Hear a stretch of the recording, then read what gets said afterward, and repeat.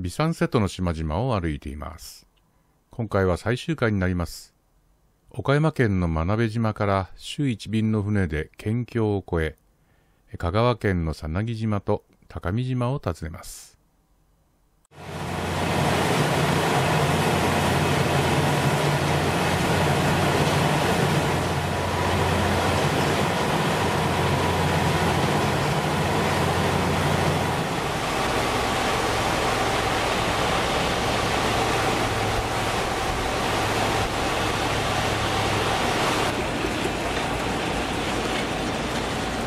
さなぎ島に着きました。猫ちゃんばっかり。皆さん観光客は猫目当て。岡山から香川に入って家の形変わりましたかね。あんまり変わんないですね。やっぱりこの長四門みたいなのが入り口にある。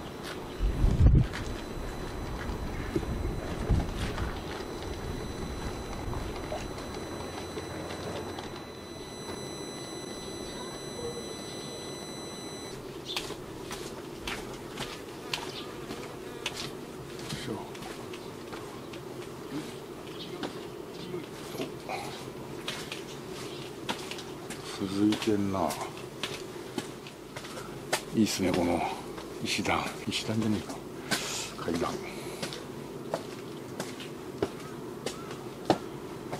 あ、これ終わりかな。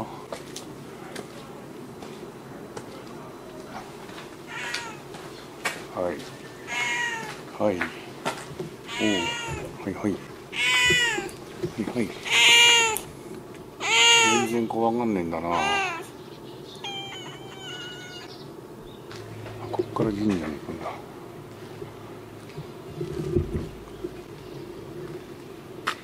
イノシシ出没、参道立ち入り禁止だって。マジ。ああ、こっから先はイノシシ。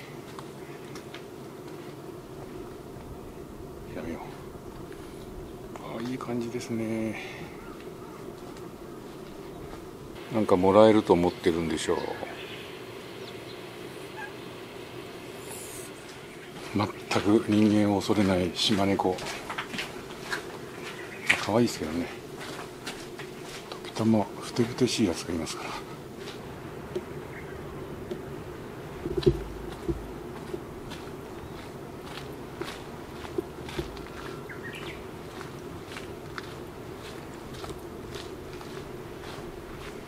この島はですね、珍しい両母星という品種があって、ここはみんなマイリバカで、マイリバカとウミバカが分かれていると。ここがウメバカ。海を背にしてるんだな。みんなこっちを向いてますよ、山側を。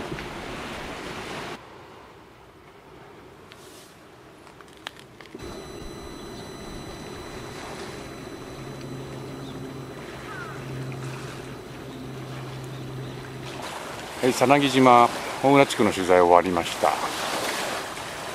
このね、先にね、長崎という地区があって、そこにも集落あるんですけどね、往復で1時間半ぐらいかかっちゃうんですよ。そうするとね、最終便に間に合わないので、今回はこの大浦だけにしておきます。申し訳ございません。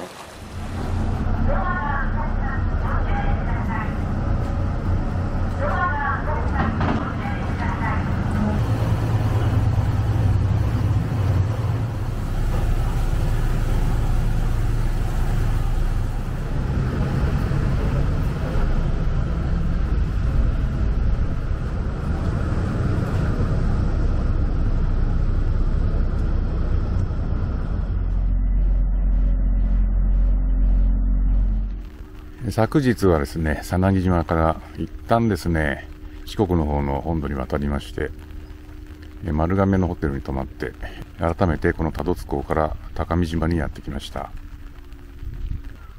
この旅、直島から始まったんですけどね、あんまり天気良くない、全体的にね。この高見島なんですけどね、ご覧の通り、山です。なんとなくね、伊豆諸島の利島とかね、御蔵島あたりを思い起こさせる山の形をしておりますが、ほとんどここ平地がね、ないんですが、2つの集落ありましてね、このわずかな平地の部分にあるのが浜集落。そしてもう一つはね、この山の右手の方、だいたい標高50メートルぐらいなんですけど、30度ぐらいの斜面にへばりつくように作られているのが裏集落。この2つの集落があります。こんな形してます。で、島の南側の方に2つの集落があります。それではまずね、浜地区から歩いていきますね。やっぱりこのような長屋門形式の入り口。こう四角く囲ってね、コンパクトですよね。箱のところにね、石がね、はめられてる。母屋の2階の腰のところもね、外壁の石がね、張られてます。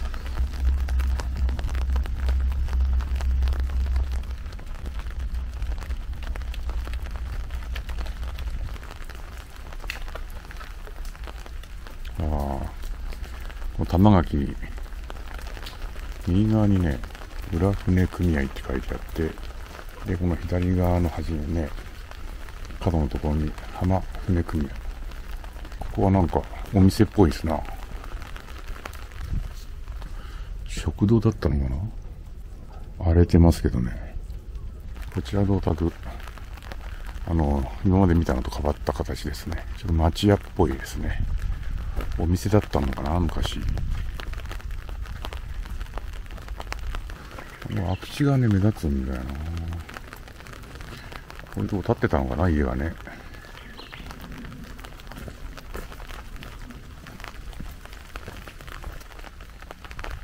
この浜集落ね、あんまり人住んでる気配ないね。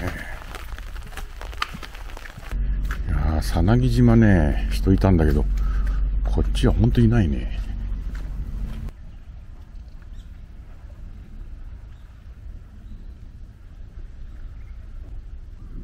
1時間ほど雨宿りしてたんですけどね、ちょっと小降りになってきました。次はね、裏集落です。斜面上の集落に行ってみましょう。これから行く裏集落の方がですね、伝統的建造物群保存地区になるかもしれない集落ということでね、この芝生諸島の中でもですね、本島の笠島地区に続いてですね、見応えのある集落ではないかと思います。なんだこれは。漁協だ。休憩所フリースペースだって。どうぞ入ってくださいって書いてある。ほんと空いてるわ。こんにちは。メッセージボード。ようこそ高見島へ。ちなみにね、朝の便でですね、この島に観光できたのは私だけでした。たった一人。あとはね、仕事で用事の方がいらっしゃっただけです。高見島の裏港です。はい、どうですか、集落。そうですね。20メートルから50メートルぐらいまでの間かな。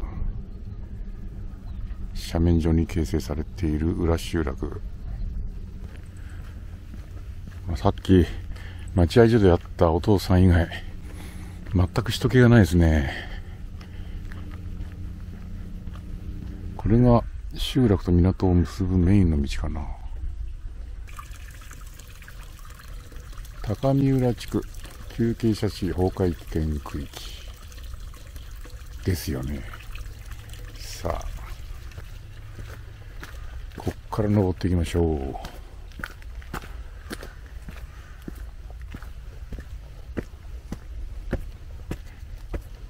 はい、まずここに1軒目。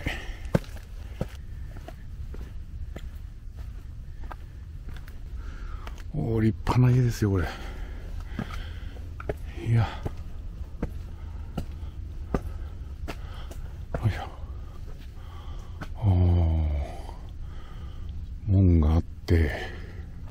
こういうね装飾がしてある。門のね扉とかね、雨戸の戸袋とかね、いい材を使ってますよ。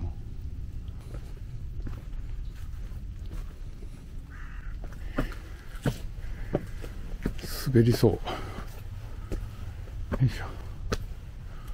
おお。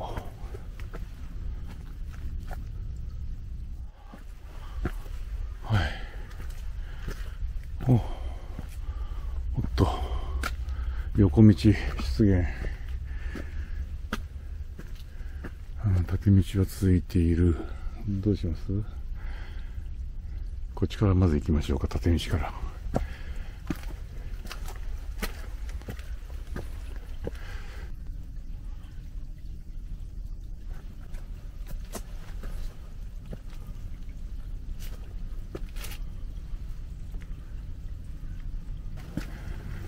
あ、綺麗。ここか。これメインストリートですよ、これ。ここは。覚えてる。これがメインストリートの横道。はい。瀬戸内少年野球団という映画のロケでは、夏目雅子さんがここに立ってたんだって。そう。これずっと行くと、横道なんですけど、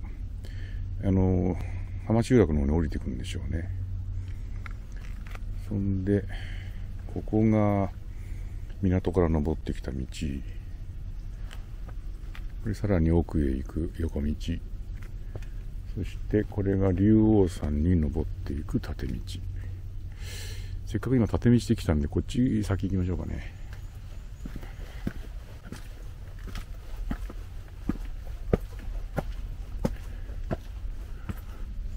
面白いね。こういう作りなんだね。ちょっと寄ってきますか。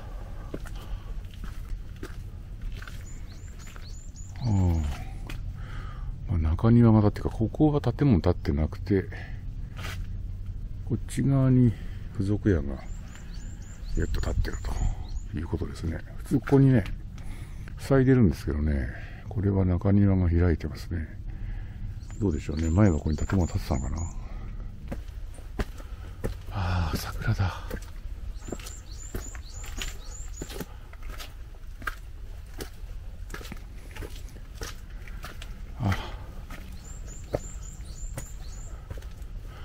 ここまで来たけどね、こっから先イノシシ注意って書いてある。は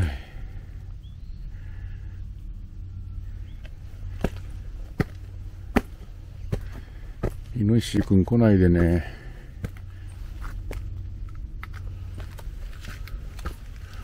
ちょっとそこまで行ってみようか。あ、お寺だ。これは墓地だね。向こうにお寺がある。あれは違う道でまた登っていくんでしょう。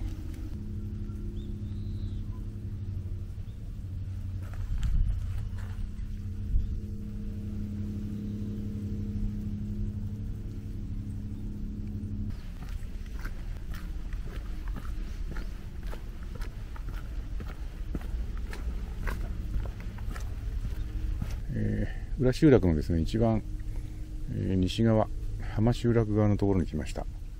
ここからですね、横道をね、歩いていきたいと思います。ここですね。ただ、ここに中塚亭石垣、素晴らしい、城郭のような石積みがありますが、このね、中塚家というのはですね、明治時代にシアトルに移住したらしいんですよ。お金持ち。で、ここの坂の上、これですね、この石段を登ってたところの上にもですね、2軒の山下家があって、同じく渡米した2軒の山下家があるそうです。こちらが中塚家の母屋ですかね。立派ですね。こんな斜面に立つような敷地にしては立派。だから高い石垣っていうのは、この広い平場を作るためにあれだけ築き上げてるってことですよね。お金持ちじゃなきゃできない。で同じことがこちらにも言えるんでしょうね。その正面にもさ、石垣が構えられてるでしょ。あ、これ山下さん家だ。あっちが中塚家、シアトルに移住した家。そしてこの山下家も渡米されたと。2軒山下家がある。こちらもそうです。横道行きましょう。よいしょ。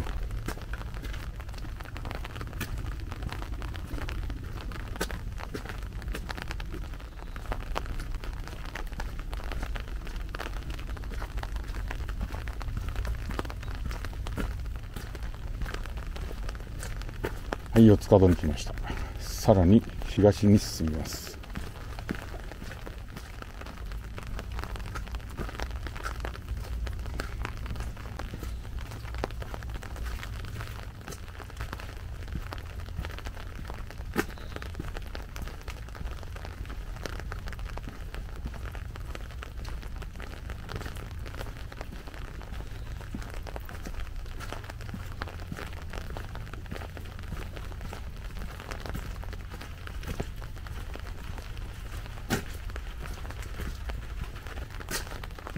外周を囲ってますが、これもね、海側が開けて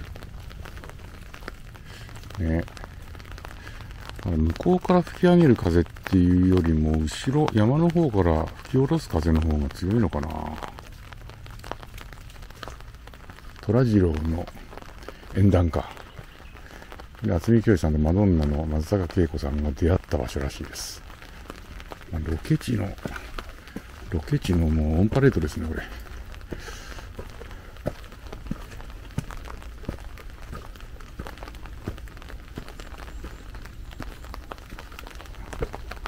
おー、いい感じじゃないのよ。これね、コンクリートが打ってあるんだけど、その下に石が並べられてますよね。もともとが石が横にこう引いてあるのかな。後からコンクリート打ってんのかな。だからちょっと傘が上がってんのかな。上に上がろう。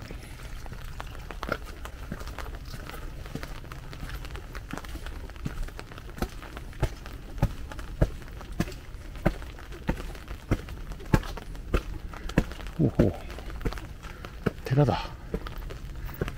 大聖寺。さっき墓地があって、その向こうに見えた寺ですね。おお、眺めいい。奥に行くほど山の上に登ってってんだね、集落がね。大聖寺の小路門。これ、力士がですね、太い桁材をね、支えております。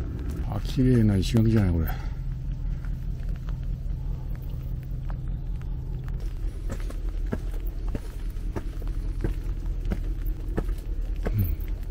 昭和7年の春、宮崎久志郎さんの築造。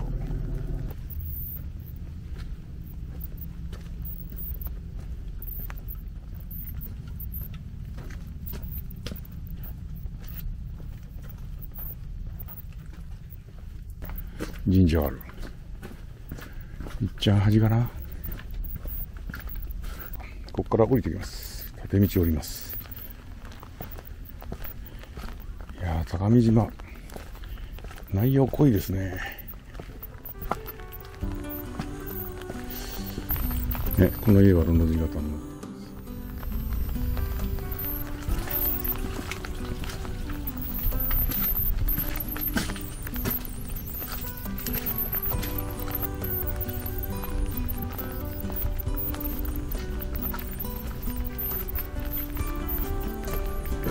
ここから降りようか。ではこれからメインストリートの横道から下のエリアを歩きます。はい、この家が一番立派です。入り口の扉も一枚板の欅でしょうか。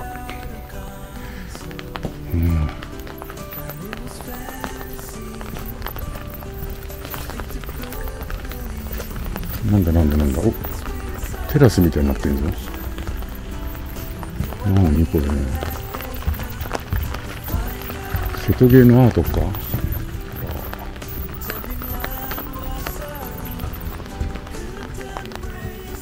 どういうコンセプトなんだろう。この土産がいいですね。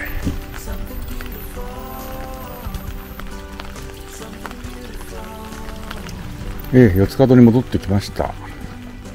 メインストリートからね、下の集落、もうちょっとね、層が厚いかと思ったらそうでもないですね。層が厚いと思ったらそうでもないということで、さっき横道が1個あったらそこだけ行きましょうね。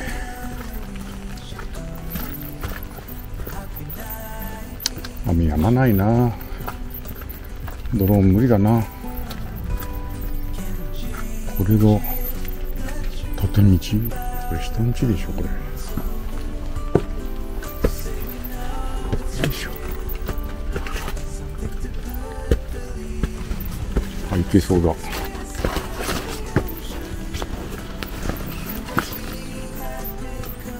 行けたぞ。いけるいける。おお、これですよ。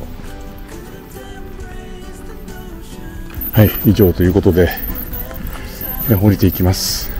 港の方に降りていきます。これ集落の入り口をね示す灯籠ですよね。灯籠があって中津掛けがドーンと構えている。